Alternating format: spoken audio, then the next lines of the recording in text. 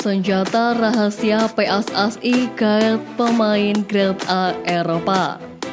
Malaysia sebut Emil Audero mantap pilih skuad Garuda. Filosofi Nova Arianto untuk Timnas U16.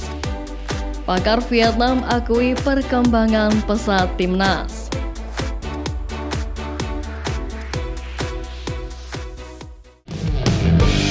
Striker Timnas Indonesia Dimas Derajat menjadi buruan berbagai klub usai Persikabo 1973 dipastikan degradasi ke Liga 2 pada musim depan.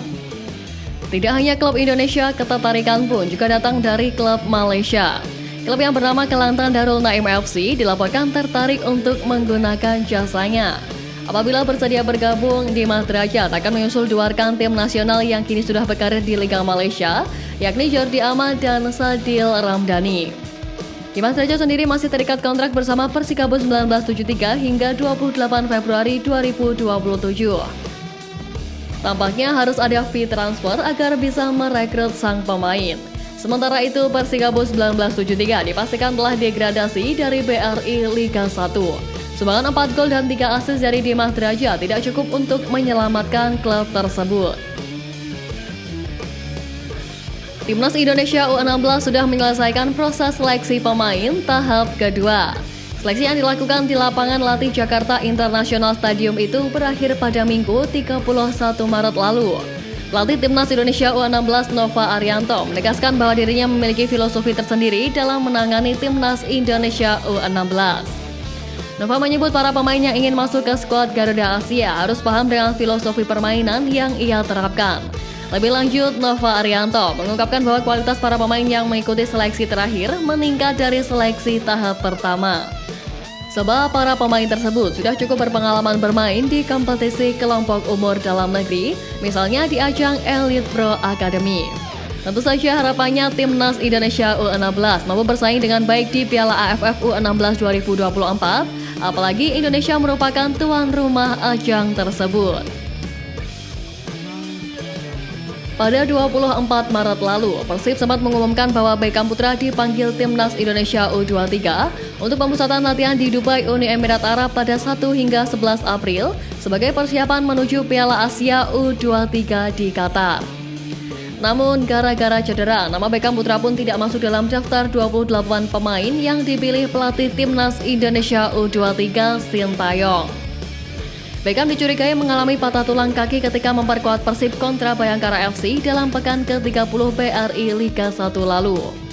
Bukan kali ini saja Beckham urung menjadi bagian dari skuad Timnas Indonesia U23. Di kualifikasi Piala Asia U23 2024 pada September tahun lalu, ia pun juga tidak jadi bermain akibat cedera. Beckham juga memberikan perkembangan terbaru terkait cederanya. Menurutnya kondisinya pun perlahan membaik. Rasa sakit bengkak jauh berkurang, tapi masih belum bisa menjalani kegiatan secara normal. Beckham telah menjalani CT scan untuk mendeteksi lebih jauh mengenai cederanya pada Senin 1 April kemarin. Hernando Ari Sutaryadi jadi bagian dari 28 pemain yang dipanggil pelatih Sintayong dalam persiapan Timnas Indonesia U23. Menariknya, Hernando Ari dipanggil ke skuad Garuda Muda meski sedang tidak 100% fit. Kiper milik Persebaya Surabaya itu sebenarnya masih dalam tahap masa pemulihan cedera bahu. Bahkan Hernando Ari juga sebenarnya masih belum pulih total saat membela Timnas Indonesia Senior di kandang Vietnam lalu. Kondisi itu pun sempat membuat PSSI dan Persebaya Surabaya mengalami konflik kecil. Namun pada akhirnya kiper asal Semarang itu bisa bergabung dengan skuad Timnas Indonesia U23. Hernando Ari pun merasa bersyukur dengan kesempatan yang dia dapatkan. Kiper berusia 22 tahun itu saat ini ingin fokus 100% untuk mengejar target yang diberikan kepadanya. PSSI sejak era kepengurusan Erick Thohir memang cukup gencar melakukan program naturalisasi buat Timnas Indonesia. Tak hanya sekadar naturalisasi biasa, para pemain keturunan yang terbilang punya level top di kawasan Eropa. Terbukti 4 pemain naturalisasi anyar Timnas Indonesia kemarin berhasil tampil memukau dan membantu Garuda raih kemenangan beruntun atas Vietnam.